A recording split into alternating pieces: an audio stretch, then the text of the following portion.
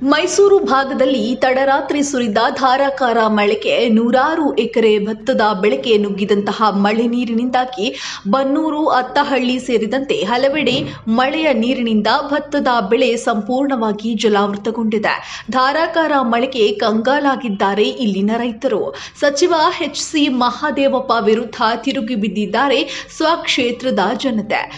ಅಧಿಕಾರಿಗಳನ್ನ ಕಳಿಸಿ ನೀವು ಬಂದು ಕಣ್ಣಾರೆ ವೀಕ್ಷಣೆ ಮಾಡಿ ಇದನ್ನ ಮತ್ತೆ ಸರಿಪಡಿಸಬೇಕು. ಮುಂದಿನ ದಿನ ಇದು ಅನಾಹುತ ಇದು ಆಗದಂಗೆ ನೀವು ಮಾಡಬೇಕು ಅಂತ ನಾವು ಈ ಮುಖಾಂತರ ನಿಮ್ಗೆ ಎಚ್ಚರಿಕೆ ಕೊಡ್ತಾ ಇದೀವಿ. ಇನ್ನಾದ್ರೂ ನೀವು ಬುದ್ಧಿ ಕಲ್ತ್ಕೊಂಡು ಇದನ್ನ ಅರ್ಥಕೊಂಡು ಬಂದು ಮಾಡಲಿಲ್ಲ ಅಂತ ಅಂದ್ರೆ ಮುಂದಿನ ದಿನಗಳಲ್ಲಿ ನಾವು ನಿಮ್ಗೆ ಯಾವ ರೀತಿ ಬುದ್ಧಿ ಕಲಿಸಬೇಕು ಅದನ್ನು ನಾವು ಕಲಿಸ್ತೀವಿ.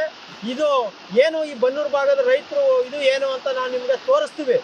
ನೀವು ಎಲೆಕ್ಷನ್ ಇಂದ ಗೆದ್ದೋದ್ಮೇಲೆ ಇವತ್ತು ಗಂಟು ಬಂದಿಲ್ಲ.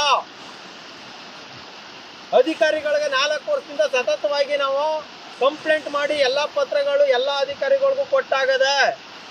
ಅವರು ನೀವೇನು ಅದು ಕಡಲೆಪುರಿ ತಿನ್ನೋದಕ್ಕೆ ಏನಾರ ಮಡಿಕತ್ತಿದ್ರೆ ನಾವು ಕೊಟ್ಟಂತ ಅರ್ಜಿಗಳನ್ನ ಇಲ್ಲ ನೀವೇನಾರ ತಿಂಡಿ ತಿನಿಸುಗಳನ್ನ ಆಫೀಸ್ ರೂಮ್ ಕುಂತ್ಕೊಂಡು ತಿಂತಿರಲ್ಲ, ಹಾಗೇನಾರ ಕೈ ಒರೆಸೋದಕ್ಕೆ ಪೇಪರ್ ಯೂಸ್ ಮಾಡ್ತಾ ಇದ್ದೀರಾ? ಚುನಾವಣೆಯಲ್ಲಿ ಗೆದ್ದ ಬಳಿಕವೂ ಒಮ್ಮೆಯೂ ಕೂಡ ಕ್ಷೇತ್ರದತ್ತ ತಲೆ ಹಾಕಿಲ್ಲ.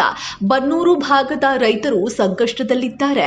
ಈಗಲಾದರೂ ಕೂಡ ಎಚ್ಚೆತ್ತುಕೊಂಡು ಕೆಲಸವನ್ನ ಮಾಡಿ, ಇಲ್ಲ ಜನತೆ ನಿಮಗೆ ತಕ್ಕ ಪಾಠವನ್ನ ಕಲಿಸ್ತಾರೆ ಅಂತ ಮಹದೇವಪ್ಪ ಅವರ ವಿರುದ್ಧ ರೈತರು ಆಕ್ರೋಶವನ್ನ ವ್ಯಕ್ತಪಡಿಸಿದ್ದಾರೆ.